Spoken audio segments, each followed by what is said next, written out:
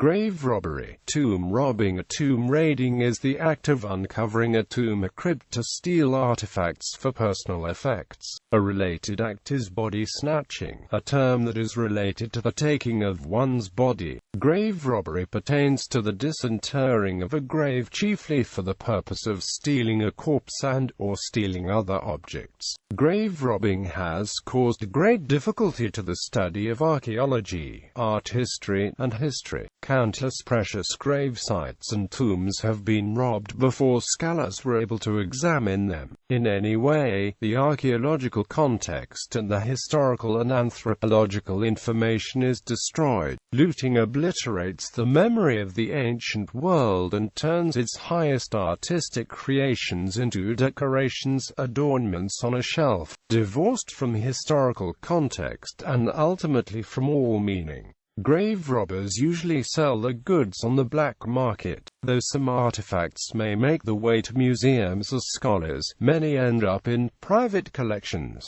Effect on archaeology. By area of study. China. Chinese jade burial suits were believed to be myths for many years until two were discovered in 1968. It is now believed that most jade burial suits were removed long ago by grave robbers. Grave robbing is still problematic in 21st century China. The increase in technology, such as night vision goggles, air-breathing equipment, and metal detectors allows grave robbers to better find and rob ancient grave sites. There are institutions in which you can learn how to rob graves for about 200 yuan a day. Land surveying skills are first taught before progressing to probes and shovels, then finally explosives. After 10 days, adepts have the chance to assist an instructor in a real tomb robbery.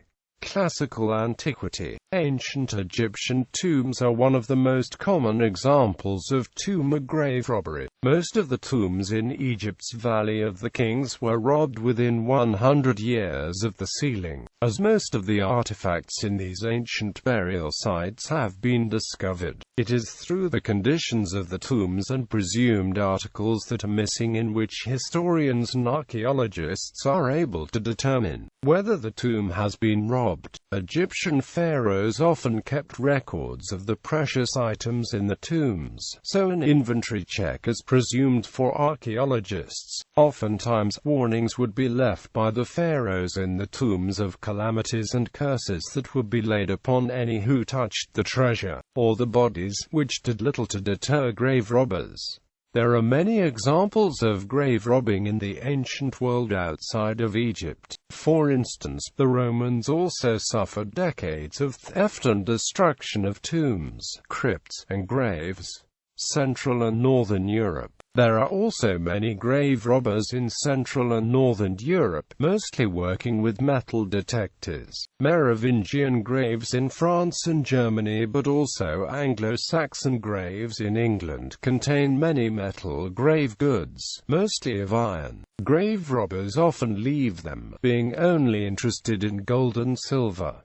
Grave contexts. Ceramics, iron weapons and skeletons are destroyed. North America. Modern grave robbing in North America also involves long-abandoned or forgotten private antebellum period to pre-Great Depression era grave sites. These sites are often desecrated by grave robbers in search of old, hence valuable, jewelry. Affected sites are typically in rural, forested areas where once prominent, wealthy landowners and the families were interred. The remote and often undocumented locations of defunct private cemeteries make them particularly susceptible to grave robbery. The practice may be encouraged by default upon the discovery of a previously unknown family cemetery by a new landowner. One historical incident occurred during the evening of November 7, 1876, when a group of counterfeiters tried to abscond with Abraham Lincoln's mortal remains from his grave in Springfield, Illinois. In order to secure the release of their imprisoned leader, counterfeit engraver Benjamin Boyd. However, a Secret Service agent was present and had notified the police beforehand. so the attempted grave robbers only succeeded in the dislodgement of the lid of his coffin. As a consequence, when reburied, additional security measures prevented further depredations against Lincoln's body. Central America. Grave robbers often sold stolen Aztec Mayan goods on the black market for an extremely high price.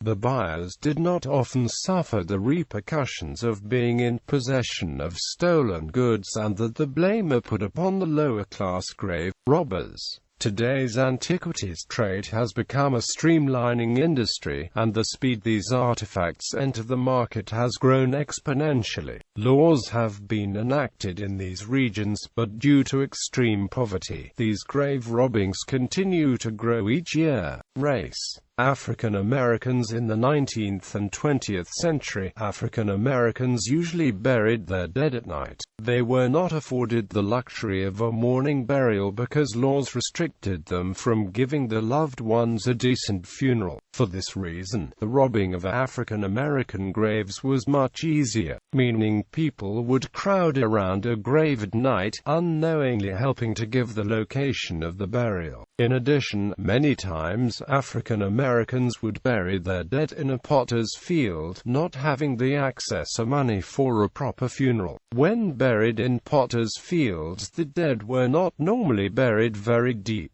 A grave robber could just wait in the distance until everyone left and dig up the body from its shallow grave. Once the railroad was invented and tracks laid, the sale of African American slaves from the South for dissection began, being sent to medical schools in the northern part of the United States. One professor of anatomy in New England reported that, in the 1880s and 1890s, he entered into an arrangement in which he received, twice each semester, a shipment of 12 bodies of Southern African Americans. They came in barrels labeled turpentine and were shipped to a local hardware store that dealt in painting materials. After the Emancipation Act, African American Union soldiers that died while serving in the military were dissected by white military surgeons. State laws in Mississippi and North Carolina were passed in the 19th century which allowed medical schools to use the remains of those at the bottom of society's hierarchy, the unclaimed bodies of poor persons, residents of almshouses, and those buried in potters' fields.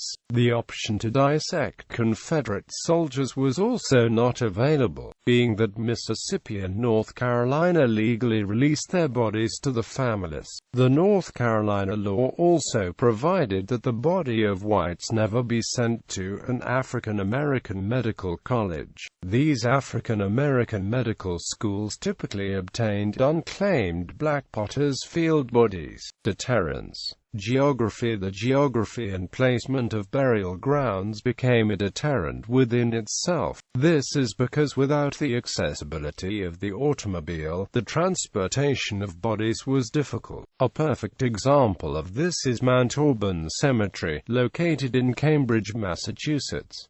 It was the first rural cemetery inside the United States. The rural location of the cemetery created transportation issues. In addition, the terrain of and around the cemetery was formidable. Further, Henry Alexander Scammell Dearborn, the designer, wanted to level the natural terrain within the cemetery. If someone wanted to rob a grave, they would have to maneuver around these obstacles for over large stretches of land, while in the dark. Note that Mount Auburn Cemetery is over 175 acres. Other cemeteries of the time that were originally built away from populated areas for similar reasons include Mount Hope Cemetery in Bangor, Maine, Laurel Hill Cemetery in Philadelphia, Pennsylvania, Mount Pleasant Cemetery in Taunton, Massachusetts, Mount Hope Cemetery in Rochester, New York, Greenwood Cemetery in Brooklyn, New York, and Greenmount Cemetery in Baltimore, Maryland. Mortsafe. A mortsafe was an iron coffin framework which helped to protect a grave by preventing the body from being dug up and taken away. Mortsafes were specific for the task of preventing bodies from being stolen for purposes of medical dissections.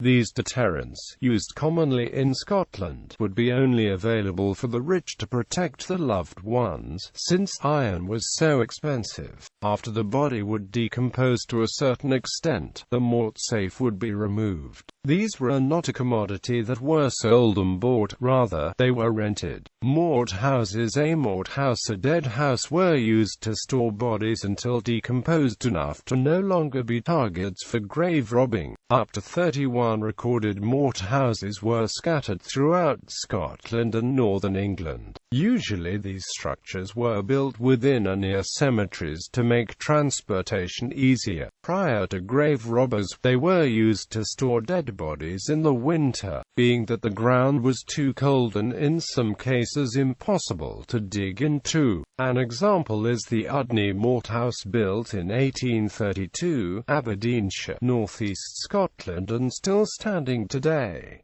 Coffin collars. The coffin collar was an iron collar often fixed to a piece of wood. It was fixed around the neck of a corpse and then bolted to the bottom of a coffin. Most common reports of these collars being used came from Scotland around the 1820s. Family mausoleums. Historically, mausoleums have been used as a sign of a family's wealth and a symbol of gentry and nobility in many countries. In the mid and late 19th century in North America, more and more families began to buy mausoleums. The belief was that it would be easier for a resurrectionist or grave robber to dig up a grave rather than to topple down iron or steel doors. Guarding the mausoleum. A flaw in the design of the mausoleum was the stained glass or other windows within. Almost every family between the 18th and 19th century had a religious affiliation. As such, many of these families would put stained glass within the mausoleums. The grave robbers would then just have to smash the glass to break in and to retrieve the body, making it even easier. Around the 1830s, families began to fear burying family members.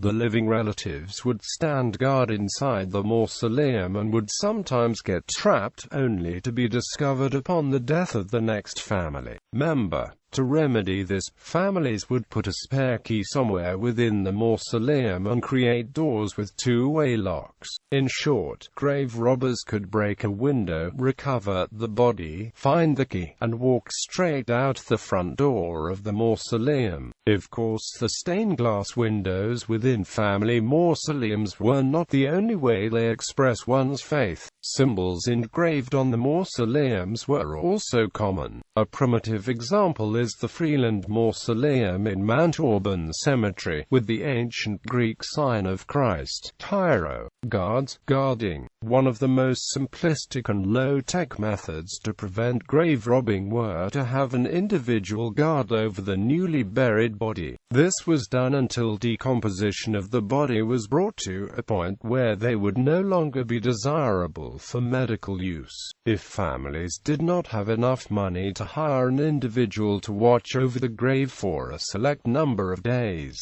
the family would delegate this duty amongst them and close friends. As grave robbing became a lucrative business in the 19th century, a bribe would convince some guards to look the other way. Deception. Within the Great Pyramid of Giza, an Egyptian deterrent system was built to guard the tomb of Pharaoh Khufu. This system consists of blocks and grooves to protect the king's chamber from tomb robbers. Some experts believe that Pharaoh Khufu's tomb has actually not been found because of the deterrent system. Instead, what had been found by grave robbers were fake rooms. Bibliography.